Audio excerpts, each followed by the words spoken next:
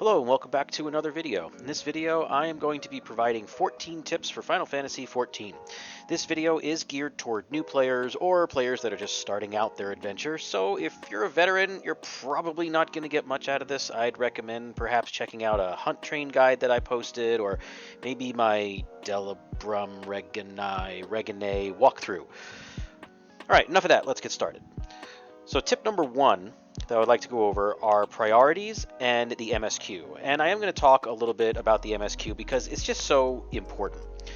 When you first log in, it might be difficult for you to figure out what you should be prioritizing. And in my opinion, your top priority should be the MSQ, which is the main scenario quest line. The MSQ is indicated with a comet icon over an NPC's head. And the reason you need to do the MSQ is because in Final Fantasy XIV it is kind of unique. It's almost all of the end game content is gated behind the MSQ. The MSQ is an integral part of the Final Fantasy XIV experience. It shapes the world and even the players to an extent. Unlike other MMOs where you're a nameless face that joins some faction, runs around and does random tasks for NPCs that you don't care about in an endless leveling grind, in 14 you are the Warrior of Light. The entire game and story revolves around you, and you are the one that shapes this world. You build a reputation for yourself. The NPCs get to know you, and it's really awesome. Some people may view the MSQ as just a way to slow players down so they can't do endgame content, but I would encourage you to not think about it that way. Don't skip cutscenes. Don't power through dialogue boxes. Really enjoy yourself. Get to know the characters. Listen to the music. Try to understand the antagonist's point of view. There aren't many characters in this game that are just pure chaotic evil. They're interesting. I mean, even Nidhogg has a good reason to hate you. Skipping the entire story just to get to the end game is like cooking a Japanese Wagyu A1 steak as fast as possible and then eating the whole thing in one bite. Sure, you may have satisfied your hunger, but come on. We all know that's not the point. The RPG element of Final Fantasy XIV is way more prominent than the MMO element, at least in the early levels. It's best to think about this game as an RPG MMO rather than an MMO RPG. Treat the game as though it's a single-player leveling and story experience with multiplayer dungeons kind of sprinkled in throughout the game. The game is not designed to be rushed. If you do rush the game, you'll essentially be on a permanent fetch quest, which is just not fun, and you'll burn out. So prioritize the MSQ and really enjoy yourself. This game is first and foremost an awesome Final Fantasy game. Then it's an awesome RPG, and last, it's an awesome MMO. Tip number 2 is going to be your next priority, which is your class quest. This is indicated by an exclamation point icon underneath your MSQ tracker, and these unlock every few levels, and they also have their own story. Now, I would encourage you to check out the story. I think each one of them is kind of cool, but if you skip these, it's at least forgivable. Just don't skip the MSQ. By completing these quests, you'll get gear, spells, and abilities, so once they pop up and show that they're available, make sure you get them done and don't skip them. Tip number 3, make sure you bind sprint and limit break to your hotbar. You don't get a mount until level 20, so use sprint whenever you can. Once you get to Heavensward, you should prioritize Ether Current hunting alongside the MSQ so you can unlock flying in the zones. Also, keep an eye out for Chocobo Keeps. For a small amount of gil, you can hire a porter and you can ride a Chocobo on specific paths from one destination to another. Tip number 4, make sure you log out in a city or a rested area to max out your rested experience. You can tell if you're in a city or a rested area if you see a half moon icon by your experience bar.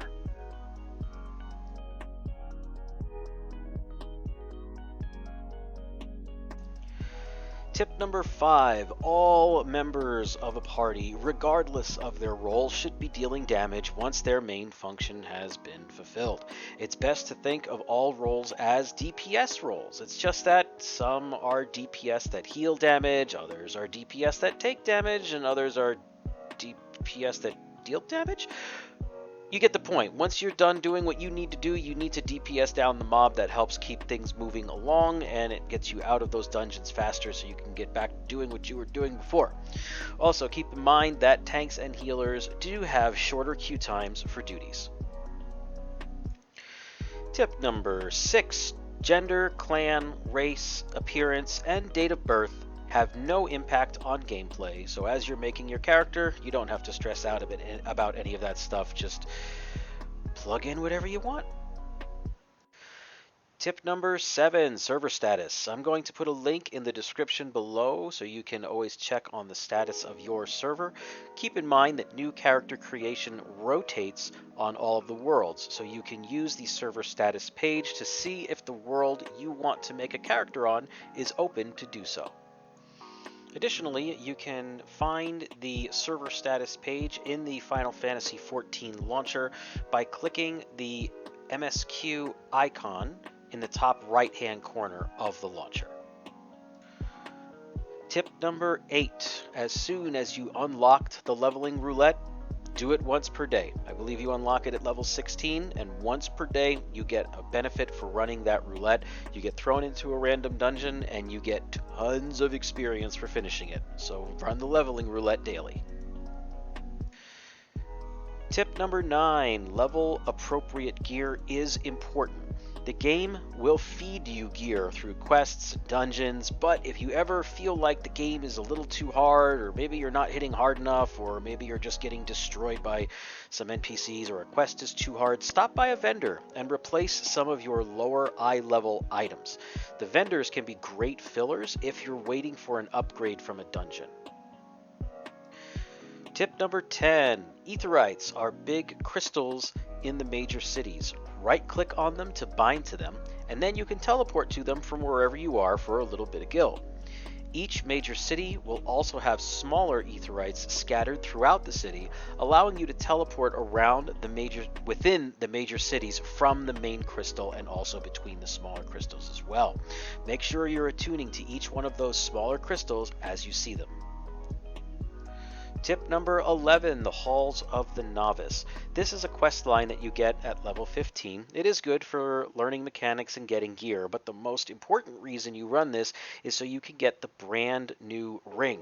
The brand new ring increases experience gain by 30% as long as you're level 30 or lower.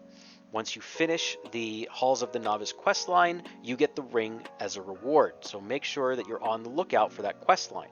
If you look on the map, you'll see in every major city there is a sprout-like icon on the map. That's the Halls of the Novice quest. Go and get it done and get that ring so you can start leveling up a little bit faster. Tip number 12, engage the community. The community is awesome. Everyone here is so friendly. If you're entering a dungeon for the first time, say hello. Just mention it's your first time. Most people will be happy to explain things to first timers. The subreddit r/FFXIV is an awesome subreddit. Everyone there is super friendly, and you also get really great information there on weekly quests, and you can always ask for advice if you're getting stuck too. So engage the community. The people here are awesome. Blue quest markers indicate that there is some kind of a reward or an unlock for completing the quest.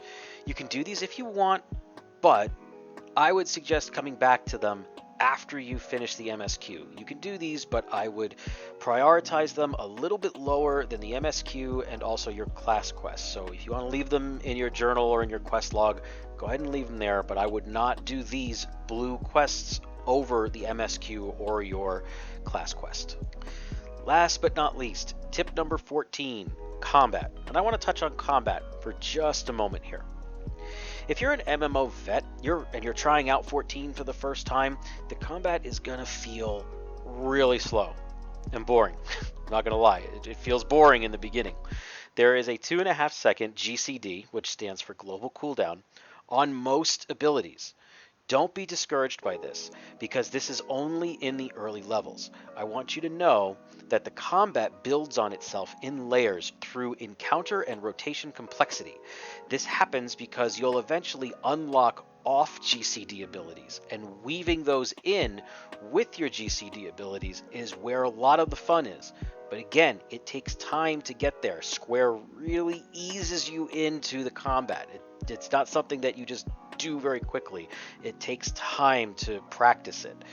While in other MMOs, combat is going to feel more like a brawl, Combat 14 is more like a dance.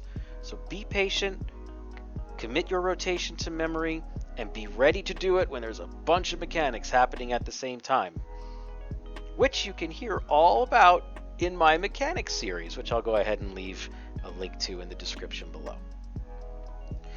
So there you have it, 14 tips for Final Fantasy XIV. I hope you found this video helpful and useful. If you did not, I'm sorry. I tried my best to be informative. And if you stuck around this long, thanks for watching until the end of the video, and we will see you out in Eorzea. Cheers.